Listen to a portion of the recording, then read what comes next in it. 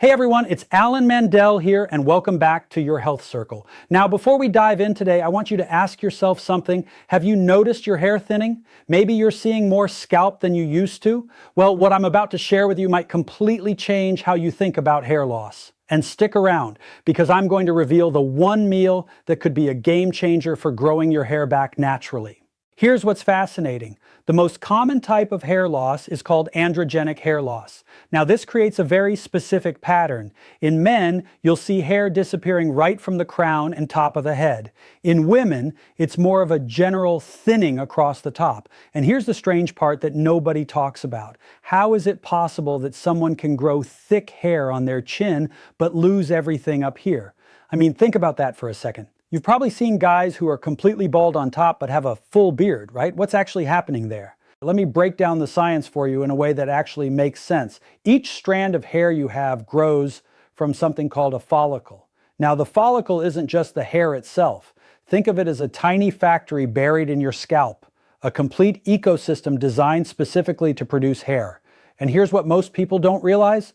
This little factory requires massive amounts of oxygen and cellular energy to function. Inside each follicle, you've got mitochondria working overtime, which are basically the power plants of your cells. Now, as we age, yes, our hormones change. Testosterone naturally decreases in both men and women. But here's the kicker.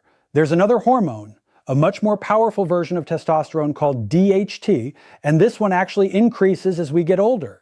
Most hair loss medications work by blocking this DHT. They're called DHT inhibitors. Your body converts regular testosterone into DHT naturally. So what happens over time? Lower testosterone, higher DHT. Now, we do need some DHT. It affects things like libido, but when DHT levels get too high, that's when the problems start. Your hair follicles get starved of oxygen, inflammation kicks in, scar tissue starts forming, and once that scar tissue wraps around the follicle, your hair stops growing.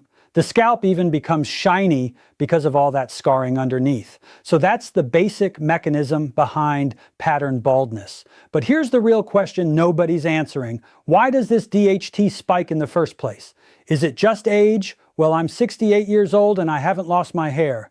But I've seen men in their 30s who are already bald. So what gives? Is it all genetics? Well, partly. The genetic component means some people have more of the enzyme that creates DHT and their hormone receptors are just more sensitive to it.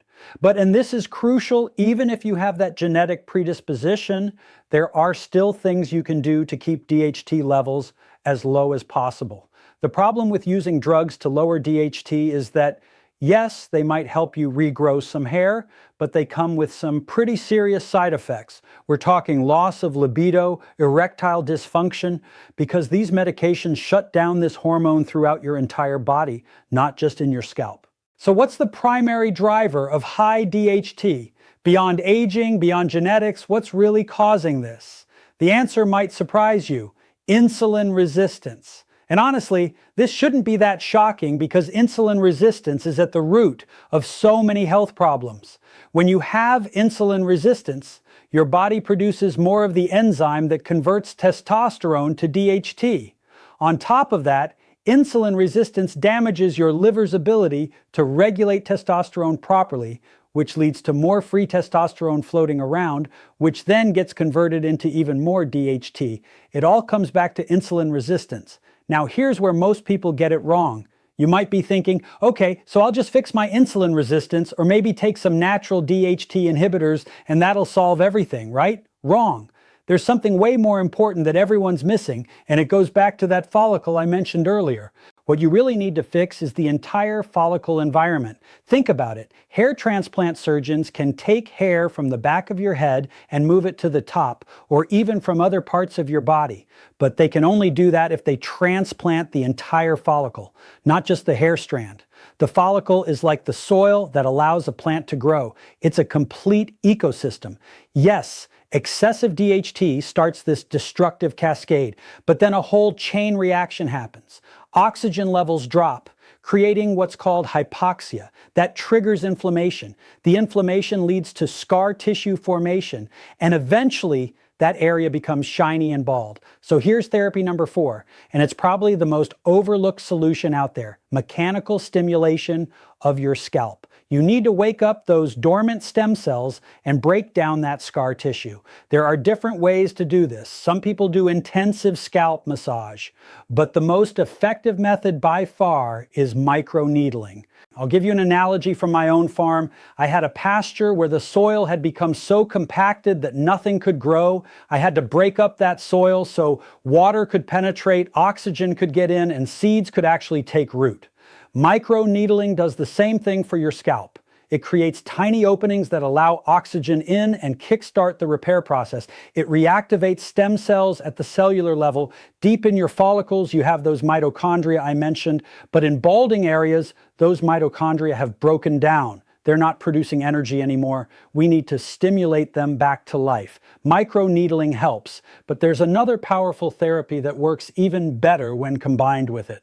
It's called red light therapy or near infrared light therapy. And the research on this is absolutely incredible. When you expose your scalp to light in the wavelength range between 630 and 850 nanometers, you're essentially restoring your mitochondria. They're even using red light therapy now to improve eyesight because it boosts mitochondrial function in the eyes. What we're doing is generating more cellular energy, so your follicles have the power to actually grow hair again. Most hair loss medications inhibit that enzyme that creates DHT. But there's one very common medication that works differently: Rogaine. Rogaine doesn't block DHT at all. Instead, it creates vasodilation, meaning it increases blood circulation. Because to grow hair, you absolutely need oxygen flowing to your scalp. Now, what natural substance comes closest to mimicking Rogaine's effects? Rosemary oil? Hands down. The phytonutrients in rosemary oil dramatically improve circulation. They also help reduce DHT. They fight inflammation, and they protect your mitochondria. So we're hitting this problem from multiple angles and compounding the effectiveness. But here's the thing. Even if you did therapies 4, 5, and 6, I still don't think it would work unless you also address the root cause of why you lost your hair in the first place. You cannot skip steps 1, 2, and 3. You absolutely must correct insulin resistance. There are also some key nutrients that dramatically speed up hair growth: zinc and vitamin D. These two, hands down, are the most important for stimulating stem cells and growth factors in your follicles. I recommend taking at least 10,000 IU of vitamin D3 daily. For zinc, somewhere between 30 to 40 milligrams. And then there are natural 5-alpha reductase inhibitors. That's the enzyme that converts testosterone to DHT. If you want to add more natural support, here's what works. Saw palmetto is a common one. Pumpkin seed oil, the compound EGCG found in green tea. Peppermint oil is surprisingly powerful. And zinc, which I already mentioned. Now let me give you what might be one of the absolute best meals you could eat to support your hair from a nutritional standpoint. Number 1, liver. Yes, I know, not everyone loves liver, but hear me out. Number 2, onions. Because let's be honest, you really shouldn't eat liver without onions anyway. They just go together. Why liver? It contains highly bioavailable heme-iron, which your hair follicles desperately need. Liver also packs in zinc, copper, and trace minerals like selenium. Onions are loaded with quercetin, which is an incredibly powerful anti-inflammatory compound. Number 3, sauerkraut. Why sauerkraut? Not only does it support your gut health, but sauerkraut has more vitamin C than almost anything else out there. We're talking about 700 milligrams per half cup. It also contains over 600 different phytonutrients that support hair growth in multiple ways, including helping to reduce DHT. And lastly, pumpkin seeds. These give you plenty of magnesium and trace minerals, but pumpkin seeds and pumpkin seed oil also act as a powerful 5-alpha reductase inhibitor to help lower that DHT naturally. But remember, at the foundation of this entire problem is insulin resistance. That's what likely started this whole cascade in the first place. So the absolute most important thing you need to do is address that insulin resistance. That's why I've created a complete video on how to reverse insulin resistance. You need to watch that next. It's the foundation that makes everything else work. If you found this valuable, hit that like button, subscribe to your health circle, and I'll see you in the next video. Stay healthy, my friends.